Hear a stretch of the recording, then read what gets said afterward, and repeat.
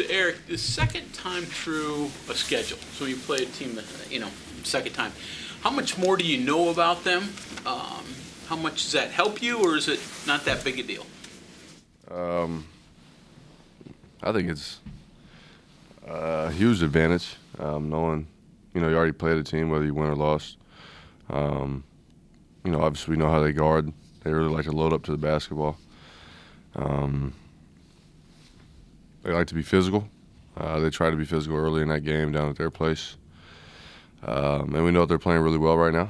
I think it's 3 top 15 wins in a row at home, if I remember that right. But, yeah, they're playing well, and, this is the time of year where teams, crazy stuff happens this time of year. So playing a team twice and, has always beneficial after playing them the first time. So the second half of the schedule is, I'd say, more favorable just because you're, familiar with who you're playing. They know you, so do they counter stuff that you did the first time around? Do they change how you? I don't know, because the way they guard is just they just load up to the basketball. So I mean, you can run anything you want, but they're always going to be loaded up on the midline and whatever. And so just like I did in the first game, I'll try to attack them with skip passes, try to attack their closeouts. Because when you're rotating from the midline all the way out to the wing or to the corner, it's pretty hard to close out and to stop a guy from driving, or making a play. So that's what I'll be trying to do, is trying to attack the closeouts and skip the basketball across the defense, trying to get guys wide open shots. The key is reversing the ball against them. I mean, you got open shots when you were able to get the ball across the other side, right? Yeah, from what I remember and where I found comfort in that game was in the slots. When the ball was moving and, went from corner to wing and then wing to opposite wing, which I call kind of a slot, you can really drive that area because the way they close out and the way they're taught to guard. But like I said, the skip passes are huge. They try to have a lot of ball pressure and, trying to get up in your space or whatever. So, one skip pass across the court lightens things up pretty quickly. I think I did that to Trey. I was on the right wing in the first half, skipped it over to Trey. He knocked it down in the corner. From then on, I kind of figured out how to attack him. So I like our chances. You think back to that first game, it was a must-win, and you're almost in that situation again, wanting to protect the home court here. Same mentality, right? Yeah, they're all must-wins at home now, for sure. We would love to get 2 on the road, which would just, maybe get us to an 8 seed if we can handle our road wins and then take care of business at home. But just win at home and you'll be in the tournament for sure. You mentioned that they're playing better. What do you see when you study them that leads you, that shows that they are playing better? Well, they got AMAC. AMAC's back playing. I don't know AMAC, personally. So he's very skilled. He's not an above the rim guy. In the pick and roll situation, they'll try and short roll him, pocket pass to him so he can, he's skilled, he's a good passer. When you have a big like that, you can short roll into the middle. Then you're at that'd be a 3-on-2 or 4-on-3 situation. He could, he'll be able to pick you apart, if you let him. So we're gonna have to, beware of that. We're gonna try and, not let him roll. I'm trying to say this without giving away our plan. We're going to try and not let him roll. That's common knowledge, anybody that studies them. Yeah, but there's different ways to go about it. So, yeah. So we're going to try and not let them roll and, not let their guys that can make open shots get open shots. And we're going to try and make the guys who don't make open shots get open shots. So I think we have a good game plan. I think we're comfortable with it. And we need to have it. We need to have a win. Eric, with what you're saying there with Amick back, so they kind of have some options there with Bacho. He's out. He's out. Well, he was in a boot the other day. Oh, okay. So. So Amick comes back, I guess, at the right time. Of Erik Stevenson. Yeah. So Amick's coming back right at the right time then for him. I mean, yeah, if you will, they give him a different look. With Bacho in there, it was, obviously he's a good rim protector. He's very long, very athletic. He's still young mentally. So AMAC is obviously older. He's played well in other leagues. But he's not much of a above the rim shot blocking type of guy. So I'm talking like I know everything about their team, but he's different than Bacho. Yeah. So it might take a couple possessions to feel out how he likes to guard defensively, especially on the in the help side situation. But we're gonna try and figure it out and win the game. Kind of along the lines, sorry, Joe, with your expertise on Texas Tech, I mean, this could be a team, if you kind of look at projections and stuff, that you guys could play in the Big 12 tournament. Yeah. So, I mean, that would be a third game against them. So, I mean, just matchup-wise, I mean, I like our matchups with Yeah. these guys, man. They got a guy, what's his name, Roach from North Carolina. He can shoot it. He good catch and shooter. Davion Harmon can get in the lane and make a play. Jalen Tyson is big and he's athletic. I think he's really skilled. Tyson is. I don't know if they use him enough over there, to be honest. O'Banner can pick and pop and shoot it. He's a vet. He knows what he's doing. AMAC has played a lot of basketball. He put up 18 and 12 in the league he was in a year ago. So, they got guys who could play, man. Everybody in this league has guys who could play. It's just a matter of putting it together and being consistent with it. the freshman's still out, though, right? I forget his name, the shooter. Yeah, Pop is out. They got a couple of freshmen that are playing well for them. That's why they've been winning games. Those freshmen haven't been hurting them. I think, what's his name? They got Fisher and Williams, both freshmen. They got one more freshman, I think. But that's the reason why they were losing games early. In my opinion, when I was watching, I was like, their freshman was killing them. But now those freshmen kind of limited the amount of times that they were killing them. So, it helps them win games. It's comforting for Mountaineer fans to know that you know so much about them. I watch basketball all day, man. That's all I do. You're coming off of another extended road trip. Terrible road trip. I was going to say, how important was Tuesday and Wednesday? Just mentally recharging, getting off your feet? No, that was huge. Yeah. That was definitely huge. Personally, Iowa State game, I got a little banged up, and then I had food poisoning that whole day. I had food poisoning for the Iowa State game the day after that, and it's probably the day after that. I don't know what was going on. I ate some bad food. I'm not gonna tell you guys the restaurant, but Just don't eat seafood in West Virginia. no, it wasn't seafood. It was regular food. But it was a long road trip, man. To be honest, personally, I was trying to get through that food poisoning, and energy wise, it was just it was draining. And then the team, it was that's a long road trip flying from here down to Texas, and getting popped like that at 11 a.m. and then driving an hour and playing another top 10 team. So that's life in the Big 12. We got 2 home games to try and get a better taste in our mouth going into Lawrence, and then where's that, Ames? Kansas is going to be tough. Iowa State's going to be tough. But we've beaten Iowa State. I'm sure they want to get a little payback for that. But we'll do our best to try and handle, get a road win. But like I said, we just got to handle business at home. Jimmy had the bad salmon earlier. He's sick for that. Yeah.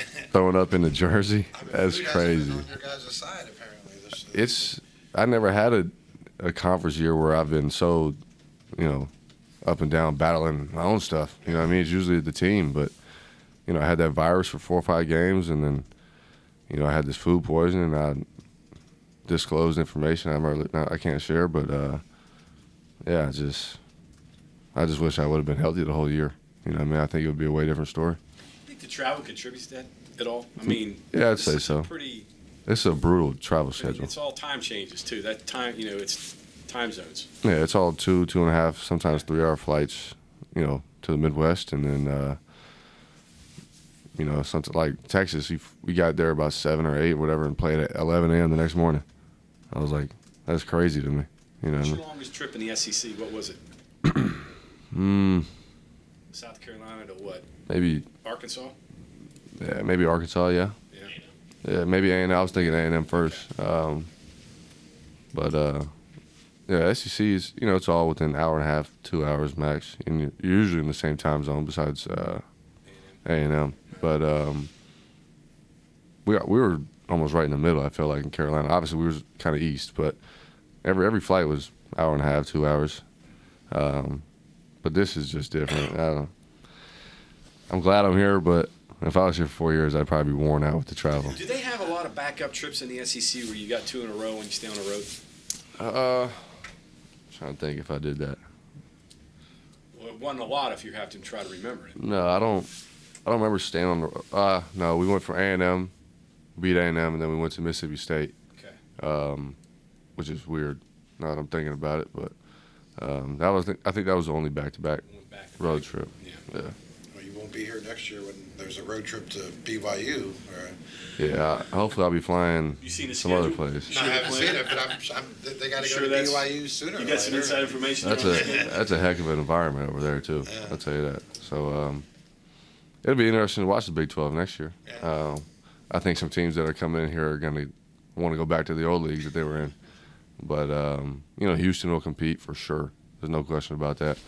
I think they'll be the only team to compete though, out of the teams that are coming in. Is it eye-opening when you got here? I mean, you played in high-level leagues, but you've talked a little bit about this. But was the Big 12 eye-opening once you first started running through it? I don't know if it was eye-opening, but it was definitely reassuring of all the information that I gathered and heard, and from what I've played against when I played Big 12 teams. I think the thing that stands out the most to me is just the adjustments that I see coaches make and feel that other coaches make during the games. Obviously I'm a player, but I'm going to be a coach, so I'm kind of looking at I look at games as a player coach almost. I'm sure you guys can get that idea from me on the bench, but there's just great coaches in this league.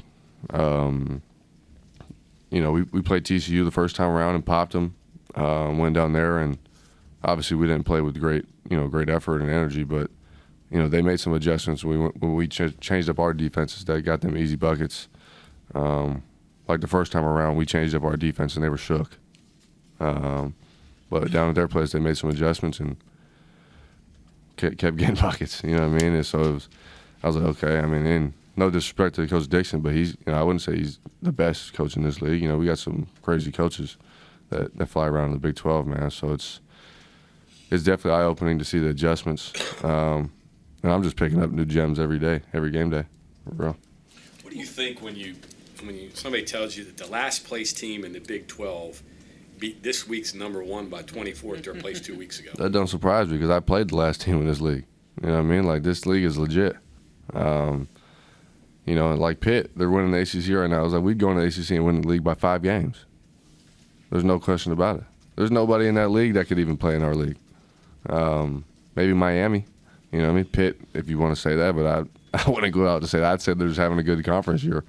But Miami's solid. Miami can play a little bit. They got good guards. It's just crazy, man. You can put Texas Tech and Oklahoma and us and Oklahoma State and any other league, and we'd probably be in the top 4 of every other league. With maybe the exception of the SEC. SEC's top-heavy. Big 10. Big Ten's top-heavy, yeah. The Big Ten's got like 50 teams in it, so those teams could probably be in the top half. But yeah, it's just it's been fun. I wish personally and as a team we all were clicking and staying healthy at the same time, just to see how good we could be.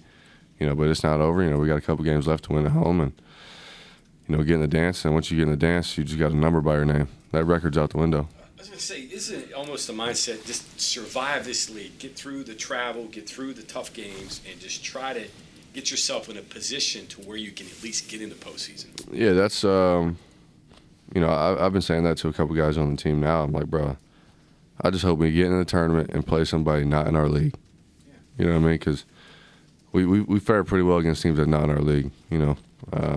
Purdue and Xavier obviously got us, but I feel real confident about us playing any other team in any other league, just because the style of play is different. Like I said, the Big 12 is just it's one of those leagues. Yeah. From a scouting perspective, how has your game changed by playing in the Big 12? Or what have you learned about your skill level that you didn't know? I was going to ask you, like me scouting other guys, other teams, or me learning about myself.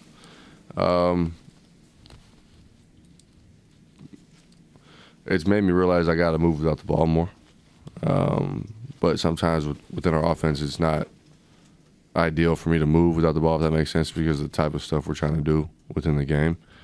But yeah, teams aren't just going to let me get a wide open catch, you know what I mean, and they give me space. So it's, screening for other guys and then popping out and getting myself open, or me getting a screen, just finding gaps. If they run a zone, find a gap in the zone.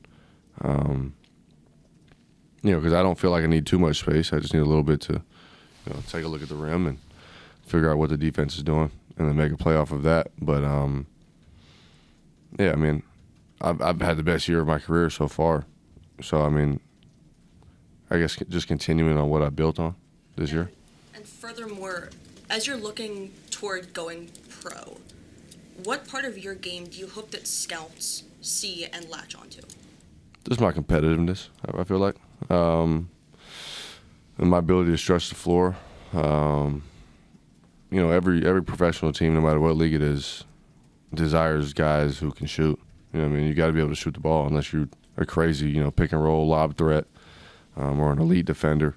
Well, yeah, I mean, I'm a solid defender. I'm not, I'm not Tony Allen or anybody like that with Gary Payton, but, I'm solid on the ball and I'm a good team defender. Just the ability to sit in the corner and, okay, we got to worry about that guy in the corner. You know what I mean? So they call those 3-and-D guys in the league or in the professional world. So if that's my role, that's my role. I'll embrace that and do whatever I need to do to help the team win. Erik, looking at the Big 12, you talked about the coaching. Talk about the talent level and the physical play in the league. How that also separates it from. That's definitely a huge factor in the league as well. Comparing it to the SEC, which is probably in my opinion, the second most skilled and athletic league. SEC is just full of athletes. It's always above the rim. It's fast, up and down. I wouldn't say it's the most skilled league for sure. I'd say this is the most skilled league. Big 12, man, it got athletes. It's got shooters. It's got skilled guys. It's got bigs who can play.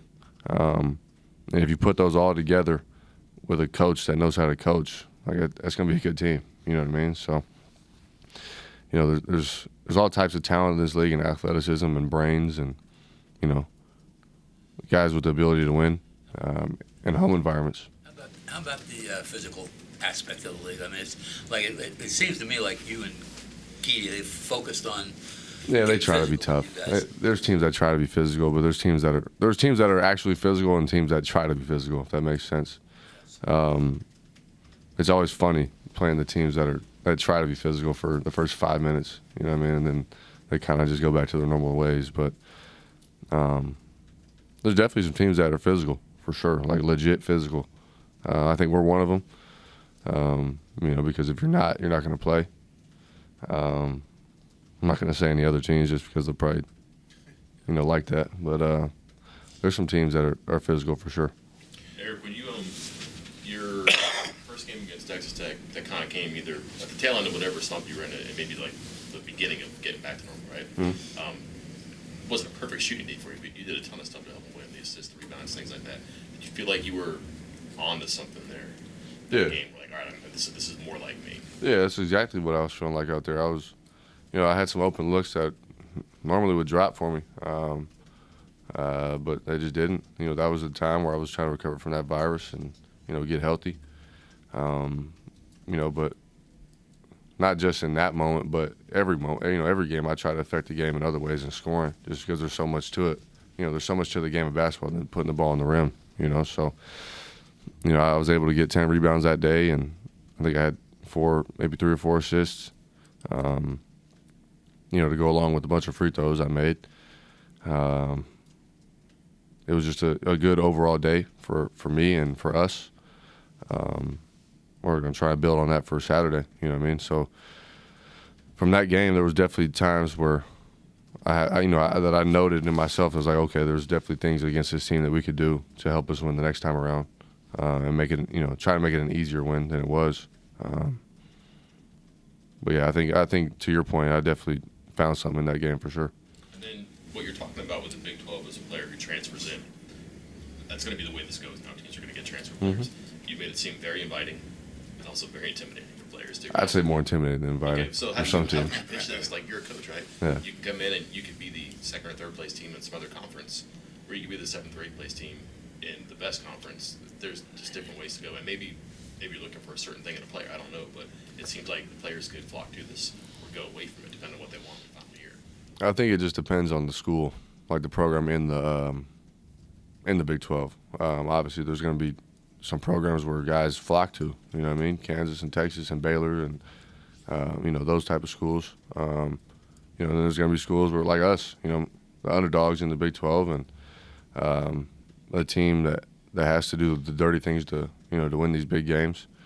And there's just players who don't like doing those things. You know what I mean? There's players that like, being on the prima donna teams, I like to call them. The teams that are really good, that rely on a lot of skill and shot making, and and there's other guys that enjoy being in the programs where it's based on physicality and toughness, and that mindset. We got to do every little thing we can to win. I'm not sure though, man. To be honest, that's a good question. It really just depends on the kid. Whether he wants a challenge or whether he wants just to go to another league and be top 3.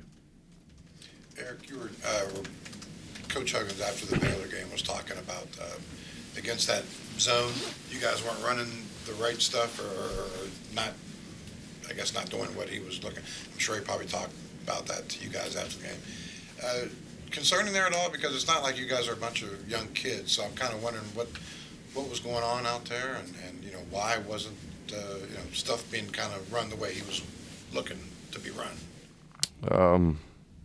I think we were trying to run it. Yeah. But the way they were playing that zone was not the most ideal 2-3 to run the stuff we were trying to run, if that makes sense. He's definitely right. We didn't execute at all. That's why we lost. But there was also things that they were doing differently to the, which was combating the set that we were trying to run. So yeah, it was just one of those days, and it was one of those road trips, to be honest, and nothing went right. They both shot the lights out. I think Baylor made 14 threes or something like that. When you're playing Baylor, especially those, that program and that team gets their guards in so much space that it's, they're not easy to guard. They're not easy to guard as it is. And now when you're getting those guys in space, and then they're making shots, it's almost like you better go down and make every shot, because it's Baylor. You know what I mean? They were just in the national championship how many years ago? It's one of those teams. It wasn't even a 2-3 all the time, right? They went 1-3-1. Yeah, that's what was so different. It was 2-3 sometimes, and it was like a 2-1-2 kind of. Then it was a 3-2, and we kept trying to run, the same thing we were trying to run, and it just wasn't working. Yeah. So that's partially on us. As players, we got to figure out ways to get going, and sometimes we might have to switch it up. But we're going to do what Coach says to do, and if that's what he feels like we need to do to win, we're going to do that.